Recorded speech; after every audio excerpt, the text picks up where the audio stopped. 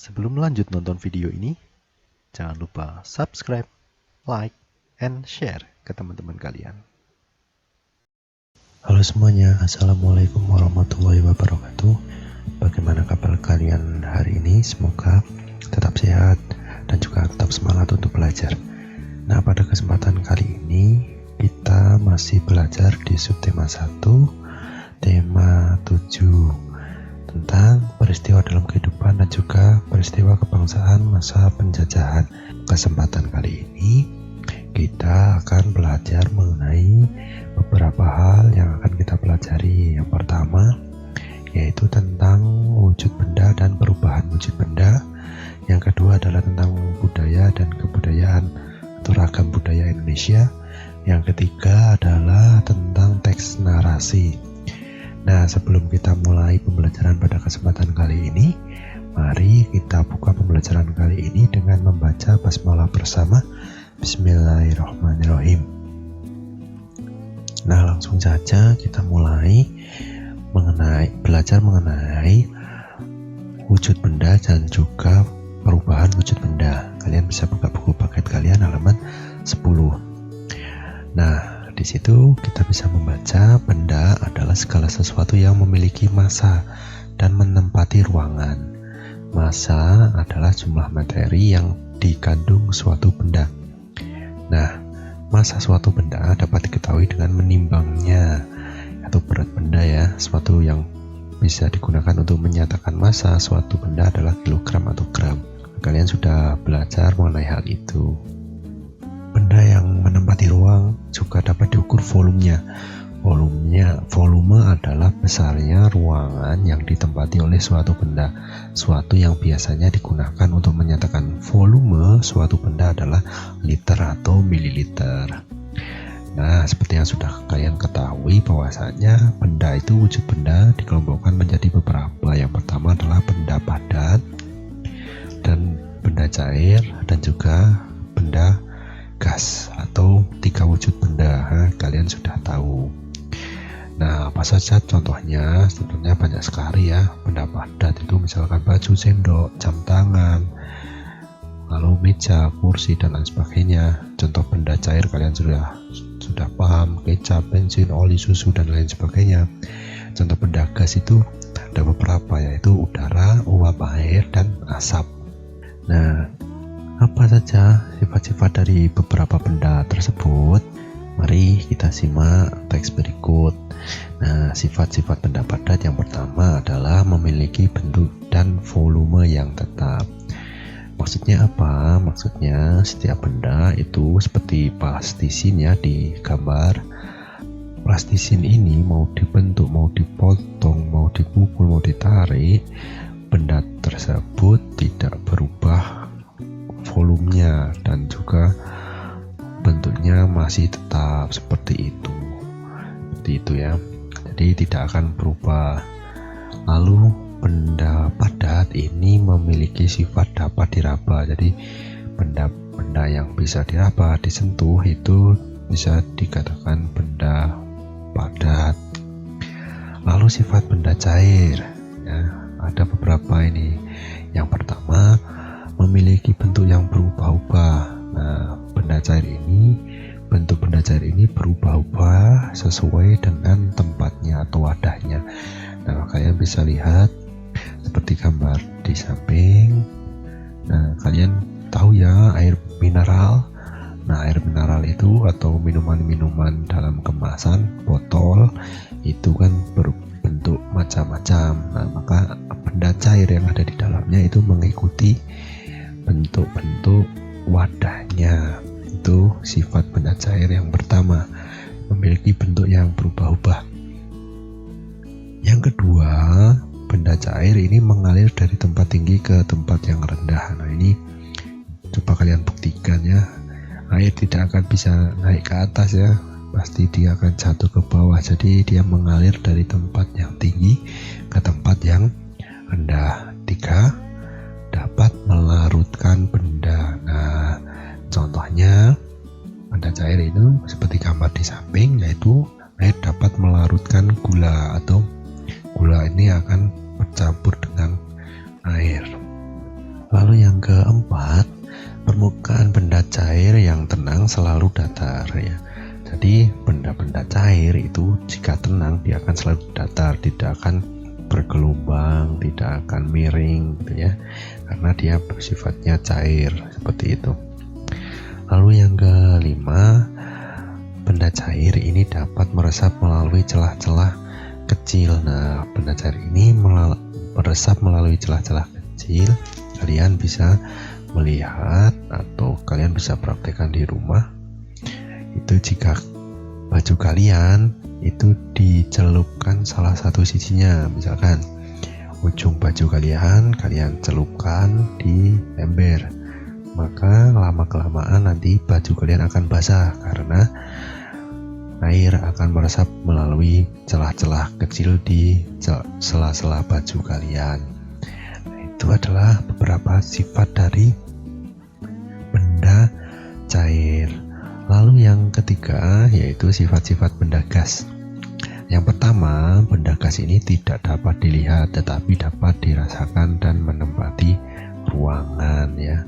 Seperti yang kalian tahu, misalkan kalian berada di suatu ruangan tertutup, rapat, tidak ada jendela dan lain sebagainya, pasti lama-kelamaan kalian akan merasakan sesak.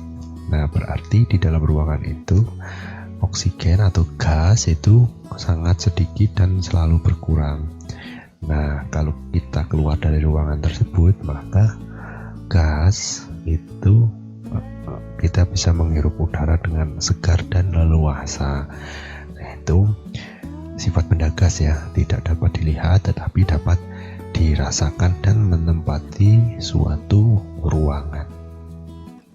Yang kedua, sifat gas ini memiliki bentuk dan volume yang berubah-ubah. Nah, gas ini memiliki bentuk dan volume berubah-ubah. Contohnya, pada saat kalian melihat tabung gas oksigen yang ada di rumah sakit itu, kalian pernah melihat tabung gas oksigen itu, gas itu berbentuk seperti itu.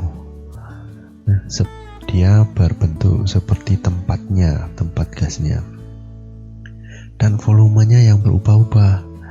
Kadang bisa besar, kadang bisa kecil, tergantung dengan tekanan yang ada di dalam tempat gas tersebut ya, atau tabung gas tersebut. Yang ketiga, benda gas menyusut dan mengembang. Nah, benda gas mempunyai sifat yang dapat mengembang dan menyusut. Kapan gas mengembang dan kapan benda gas menyusut? Nah, benda gas sangat peka terhadap perubahan suhu. Nah, misalkan pada siang hari udara terasa panas. Panas udara akan membuat benda gas mengembang. Itulah sebabnya balon yang dibiarkan terjemur panas matahari akan mengembang dan bisa jadi akan meletus. Nah, benda gas yang ada di dalam balon akan terus mengembang sehingga karet balon tidak dapat menahan gas di dalamnya. Sebaliknya, pada saat suhu dingin, benda gas akan menyusut. Hal ini menjelaskan mengapa pada malam hari balon tampak mengempis. Seperti itu ya. Yang keempat, menempati ruangan. Nah, seperti yang tadi sudah disampaikan bahwasanya benda gas ini contohnya pada saat kalian menyemprotkan suatu minyak wangi ke bajumu, setelah minyak wangi mengering ya, masukkan ke dalam kelas. Nanti kalau teman-temanmu itu dapat mencium bau minyak wangi yang kalian pakai, hal ini terjadi berubah menjadi gas ya. Minyak wangi berubah menjadi gas sehingga gas itu mengisi seluruh ruangan yang ada. Yang kelima, menekan ke segala arah. Nah, ini sifat benda pada udara. Udara dapat memberikan tekanan ke segala arah.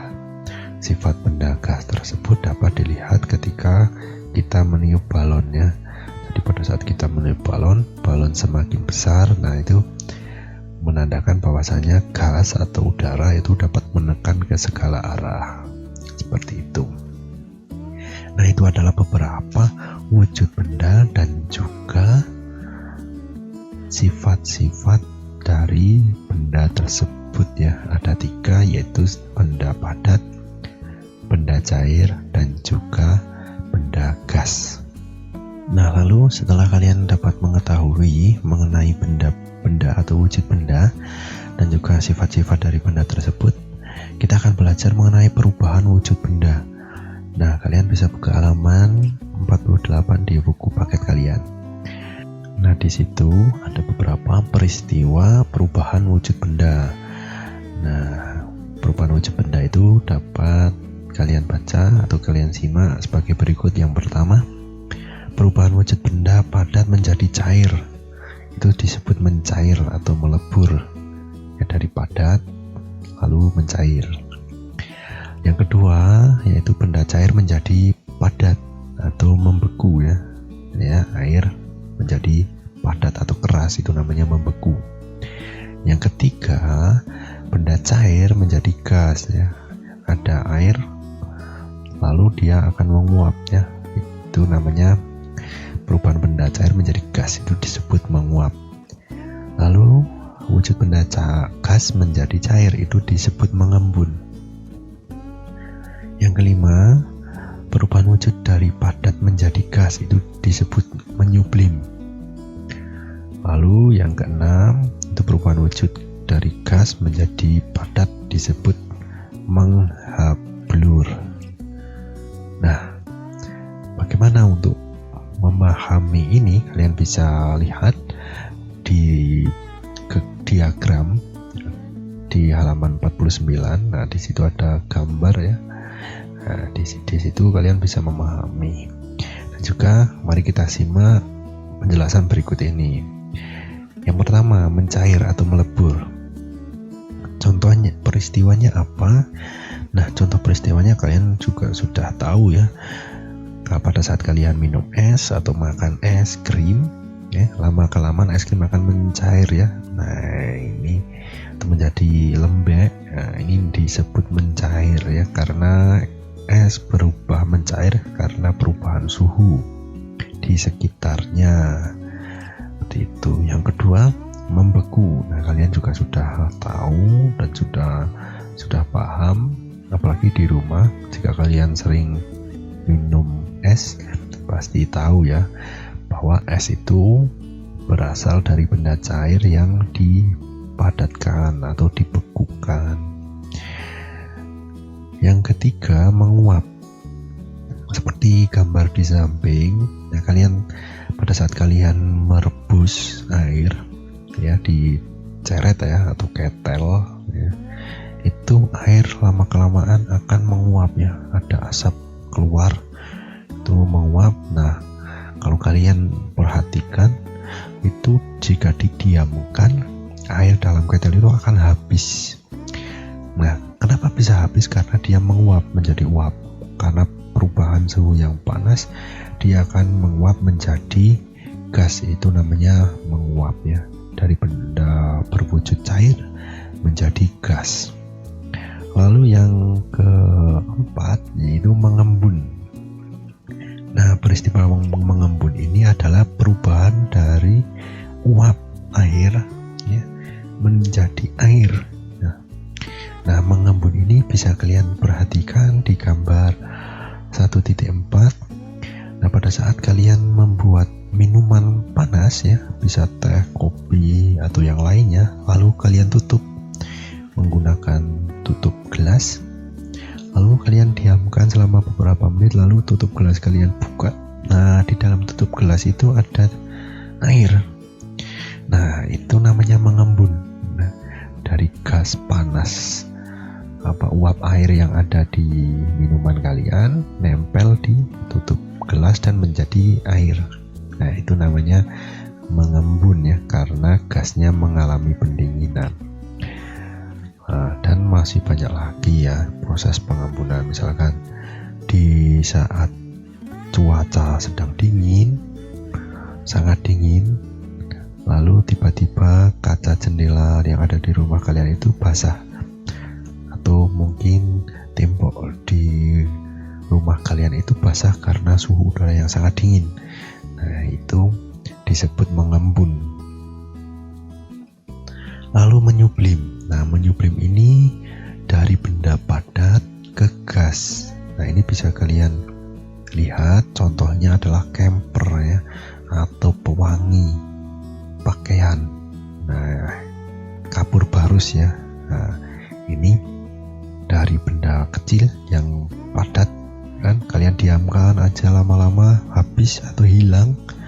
Nah, ini disebut menyublim, dari benda padat menjadi gas. Nah, contohnya kapur barus ya ini. Lalu yang keenam yaitu menghablur atau mengkristal, perubahan wujud benda dari gas menjadi padat. Contohnya gas belerang yang berubah menjadi kristal-kristal belerang, atau pembuatan es kering juga merupakan contoh peristiwa menghablur. Nah, contohnya gas belerang. Gas belerang ini ada di lereng gunung ya, gunung berapi. Kalian bisa lihat, jadi gas yang sangat bau sekali, belerang. Kalau kalian pernah pergi ke Kalianget, nah itu adalah air belerang. Nah, gas dari belerang itu lama kelamaan dia akan berubah menjadi padat dan menjadi seperti kristal-kristal atau batu belerang. Nah, itu namanya menghablur. Nah, ini adalah beberapa perubahan wujud benda yang terjadi. Ada 6 ya. Yang pertama adalah mencair, yang kedua membeku, yang ketiga menguap, yang keempat mengembun, yang kelima menyublim, dan yang keenam adalah menghablur. Nah, ini beberapa contoh perubahan wujud benda yang ada di sekitar kita.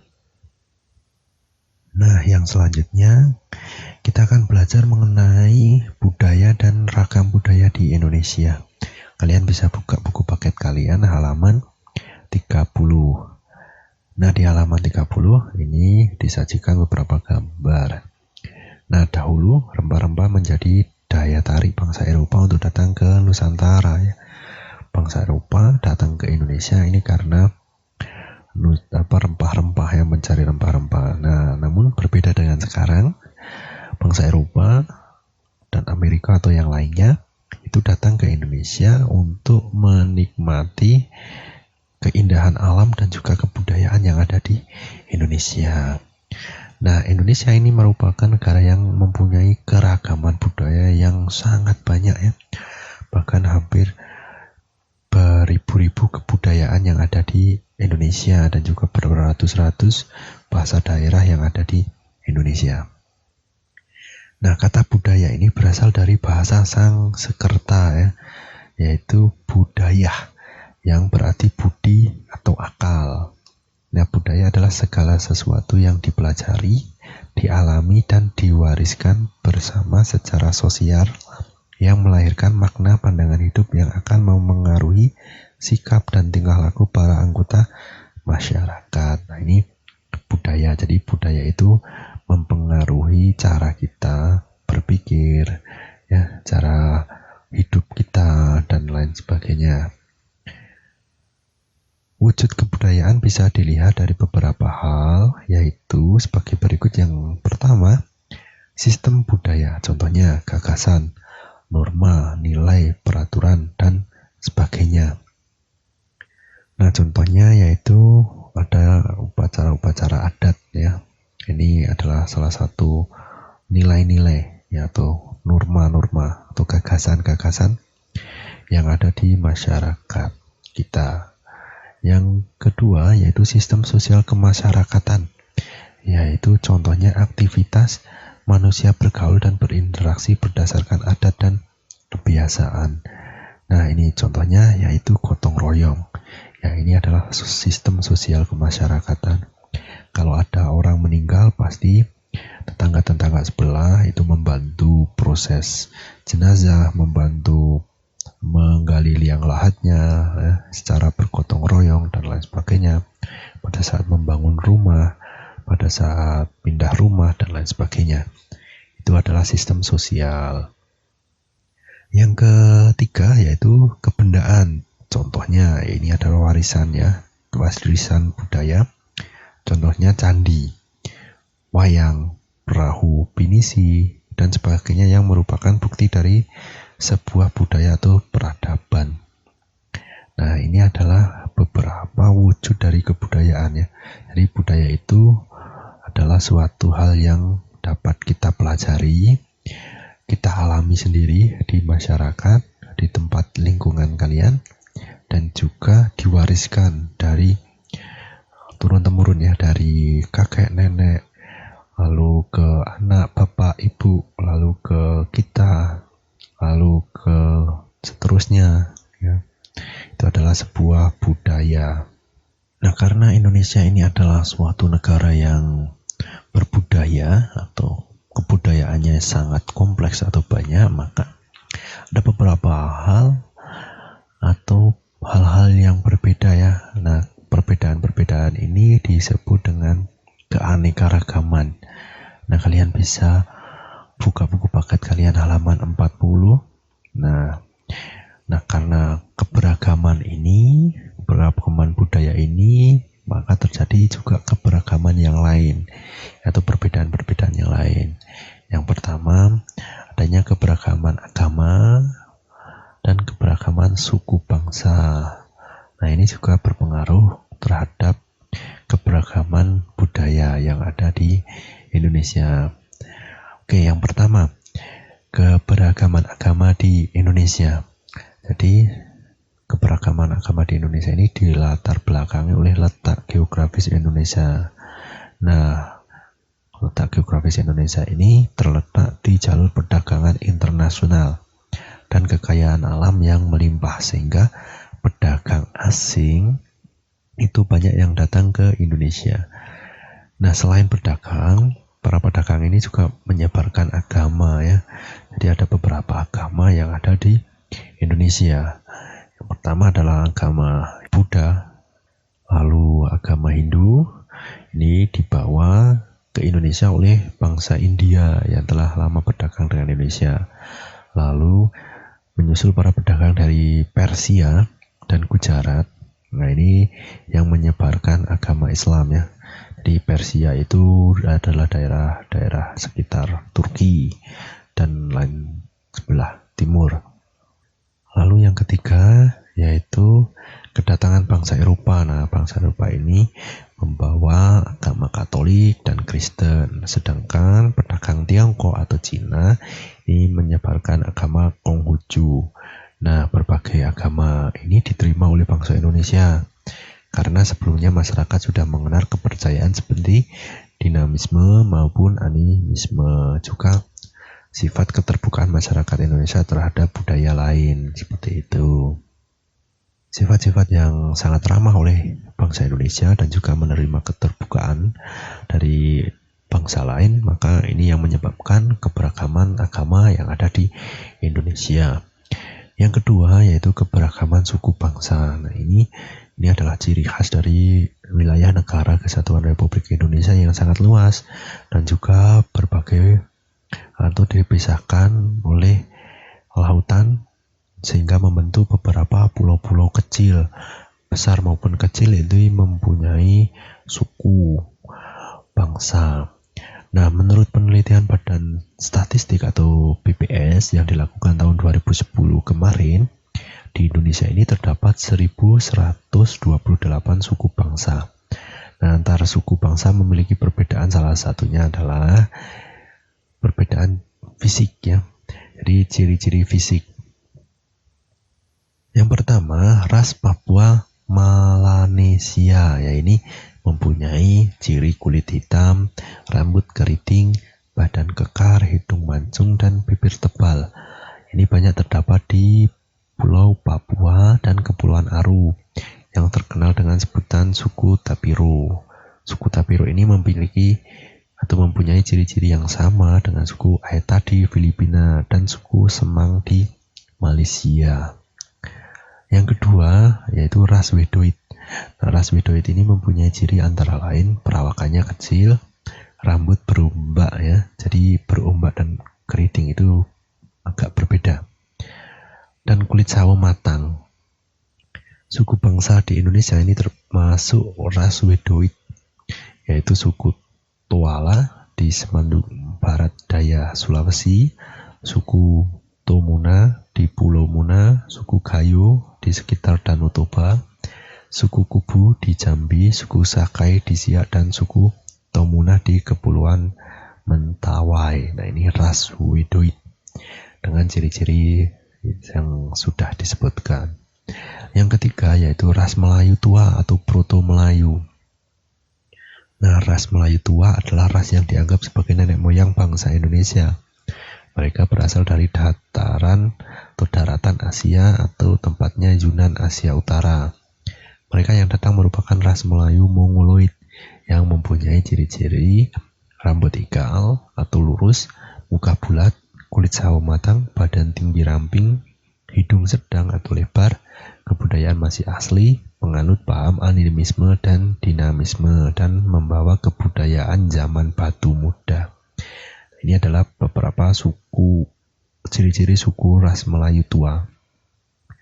Nah, yang termasuk golongan ras Melayu tua ini adalah suku Batak di Sumatera Utara, suku Toraja di Sulawesi Selatan, suku Sasak di Lombok, suku Nias di Kepulauan Nias, suku Kubu di Sumatera Selatan, dan suku Dayak di Kalimantan Tengah. Ini adalah contoh suku bangsa yang mempunyai atau ras Melayu tua.